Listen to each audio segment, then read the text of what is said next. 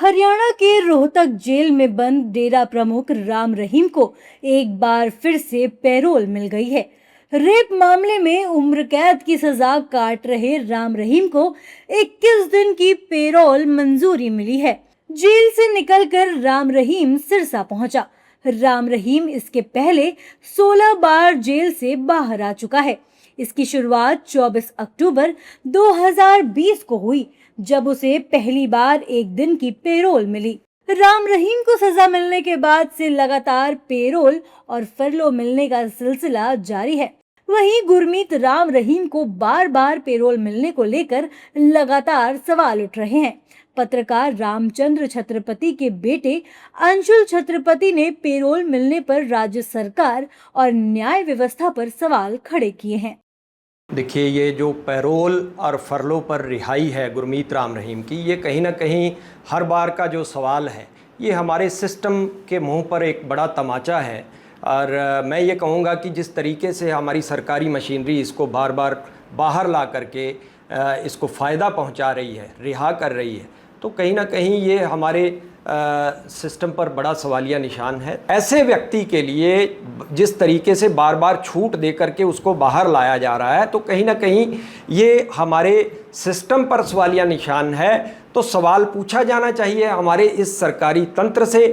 विपक्षी दलों और कई सामाजिक संगठनों ने पहले भी इस पर आपत्ति जताई है। विपक्षी दलों के नेताओं का कहना है कि ऐसे व्यक्ति पर जब आरोप सिद्ध हो चुका है, तो बीजेपी सरकार राम रहीम पर इतनी मेहरबान क्यों है। एक बलात्कारी है राम रहीम, जिसको 17वीं बार पैरोल दे दी है और सेंटर सरकार को वोटां चाहिए, हरियाणा को वोटां चाहिए। अब देखना, जब पंजाब में 27 की इलेक्शन आएगी तब उसको सिक्योर करके यहाँ लागे वाले डेरे ले आके आएंगे। सो हिंदुस्तान में वोटों की बात चलती है, कदरों की तो कोई बात नहीं है, ना कोई कुर्बानी की बात है, ना कोई शहीदी की बात है। उनको लगातार पैरोल दे दी जाती है। हरियाणा की सरकार इस पे चुप्पी बांध कर क्यों बैठी है? ये किस तरीके का पनिशमेंट वो झेल रहे हैं, जहाँ पे आधे से ज़्यादा टाइम तो वो बाहर रहते हैं।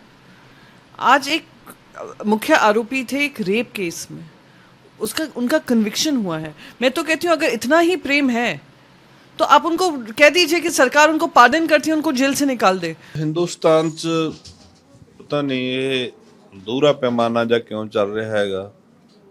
ਆਪਾਂ ਸਾਰੇ ਇਸ ਗੱਲ ਤੇ ਚਿੰਤਾ ਕਰਦੇ ਆ, ਪੰਜਾਬ ਵਾਲੇ ਲੋਕ ਵੀ, ਕਿ ਕਿਸੇ ਦਾ ਕੋਈ ਗੁਨਾਹ ਹੈ, ਉਸਨੇ ਉਹਨੂੰ ਭੁਗਤ ਲਿਆ, ਟਾਈਮ ਪੂਰਾ ਹੋ ਗਿਆ, ਅਦਾਲਤ ਨੇ ਉਹਨੂੰ ਸਜ਼ਾ ਦੇਤੀ ਹੈ, ਉਹ ਪੂਰੀ ਹੋ ਗਈ। ਉਸ ਤੋਂ ਬਾਅਦ ਜਿਵੇਂ ਹੁਣ ਬੰਦੀ ਸਿੰਘਾਂ ਵਾਲਾ ਹੋ ਗਿਆ ਜਾਂ ਕੋਈ, ਉਹਨਾਂ ਤੇ ਪਤਾ ਨਹੀਂ ਕੀ ਗੱਲ ਹੈ, ਤੇ ਦੂਸਰੇ ਪਾਸੇ ਜਲਦੀ ਹੋ ਜਾਂਦੀ ਹੈ।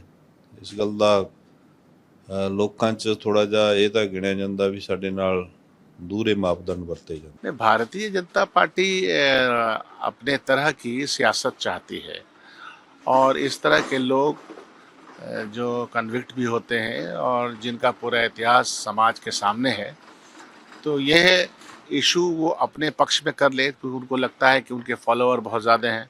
हालत तो हर जगह ख़राब है ही। भारतीय जनता पार्टी का जो समर्थक समूह है उसमें लगातार गिरावट हो रहा है, तो वो इस तरह का प्रकरण करती है, करवाती है, प्रयास करती है कि वो फिर से इनके लिए कोई बयान दे दे। यही कारण, और कोई कारण तो लगता नहीं।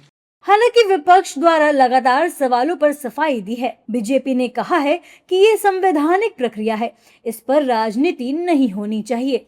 देखिए, ये न्यायिक प्रक्रिया है, वो इसमें जब कभी भी कोई न्यायालय संतुष्ट होता है तो पैरोल देने का काम किसी ऐसी परिस्थितियां होती हैं जिसमें कोई भी अभियुक्त या कोई भी बंदी अगर पैरोल की मांग करता है तो न्यायालय उस पर विचार करके निर्णय करता है। ये कोई राजनीतिक चर्चा के विषय नहीं है और न इस पर कोई बात, ये न्यायालय का निर्णय है और उसका स्वीकार्य है।